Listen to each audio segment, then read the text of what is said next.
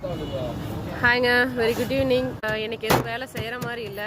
So இன்றைக்கி நாங்கள் என்ன பண்ணிட்டோம் அப்படின்னா, ரோட்டு கடையில் வந்துட்டு எல்லாத்துக்கும் ஒரு பெரிய ஹெட் இவங்க தானே நூடுல்ஸ்க்கு. ஸோ இங்கே ரோட்டு கடை நூடுல்ஸ் எப்படி போடுறாங்கன்னு பார்க்கலாம்.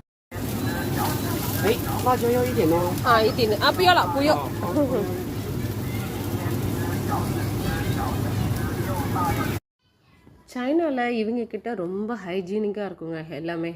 இப்போ அந்த நூடுல்ஸ் கூட பார்த்தீங்களா, கையில் அப்படியே எடுத்து போடாமல் அதுக்குன்னு ஒரு கவர் வச்சுருப்பாங்க. அந்த கவரில் தான் எடுத்து போடுவாங்க. இதில் வந்து ஜஸ்ட்டு நம்ம ஊர் மாதிரி தான் கேரட் போடுறாங்க. அதுக்கப்புறம் கொஞ்சம் முட்டைக்கோஸ், அது கூடயே வந்து அந்த ஸ்ப்ரவுட், அதாவது அந்த பச்சை பயிறு வேக வச்ச முளைச்ச ஒரு இது, வேக வச்சேன்னு சொல்லிட்டேன், முளைச்சது வந்து போட்டு ஆட் பண்ணுறாங்க.